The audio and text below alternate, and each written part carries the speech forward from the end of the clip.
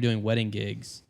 Yeah, So weddings kept me afloat until I really caught my stride with entertainment media. Like, it's a good way to make shout money. out to Eric Barbosa. Yeah. Our boy Eric, he's a successful wedding photographer, and we became his outsourced video crew.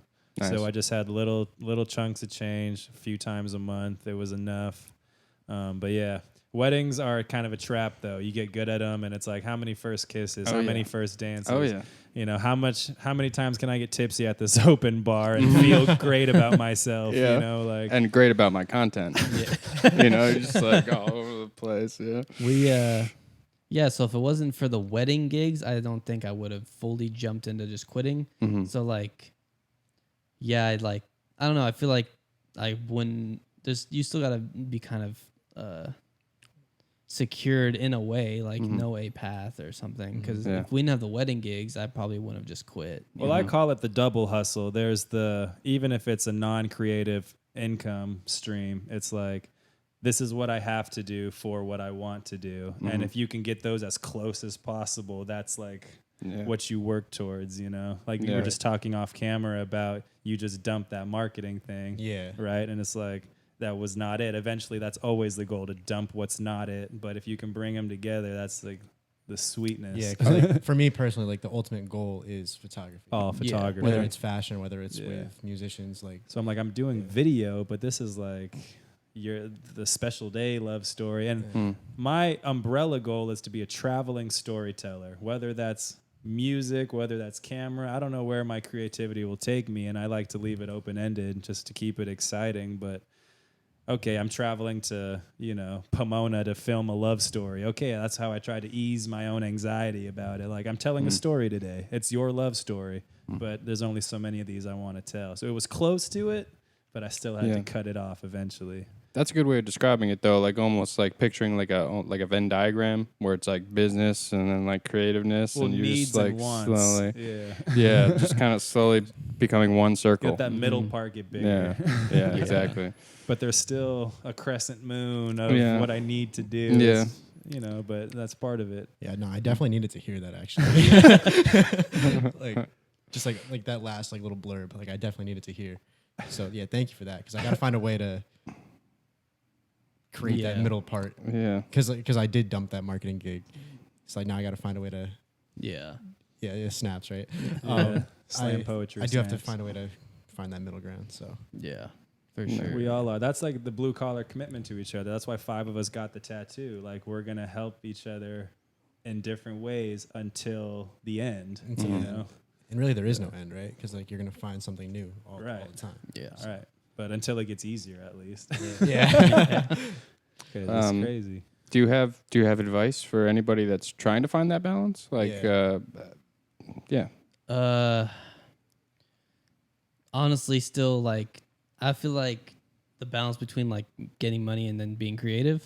Yeah, kind of like what he was saying. Just like make sure that you're still doing those things that you need to do, so that you can do the things that you want to do. I think it's just part of being an adult.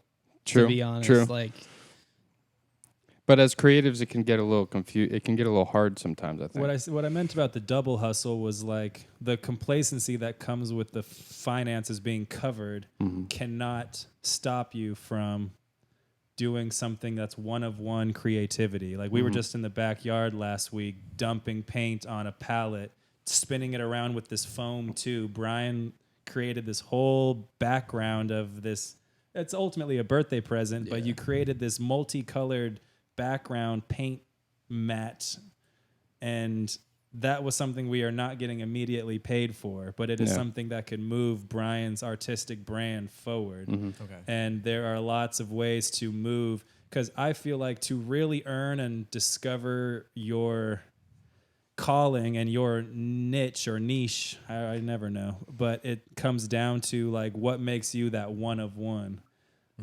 Like, there's got to be something that makes you stand out, but that's not found in just doing the need to do work. It's like I would recommend a lot of silence to reflect. I recommend like time alone. I recommend like a dark room at night versus Netflix to fall asleep versus Instagram until my phone falls on my face. Like, I have a lot of stare at the ceiling moments to myself where I'm just focused on my breathing and I'm focused on all the facets of my life, and I can really just run down the checks and balances. I like to commit, even when I'm walking my dog around the block at night, she's doing her sniffy rolly thing, running around. I'm not really paying attention to her. I'm either looking at the sky or I'm just like reflecting on the balance of everything. Do I feel healthy?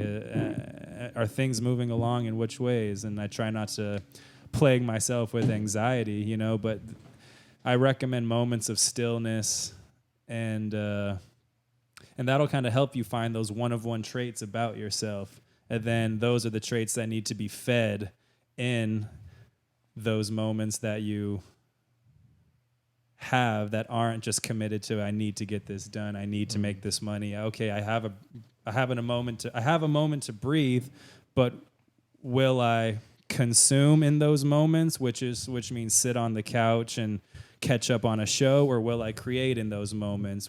Even if I'm not physically holding the camera, am I storyboarding? Am I writing down bullet points of what could I create? Like, are you moving your individual ideas forward in those down moments, or are you just trying to relax? And in our 20-somethings, I feel like relaxing is important, but it's also dangerous. Like, we have youthful energy still, and we have a lot of ideas still, and those who act on those ideas get to it quicker.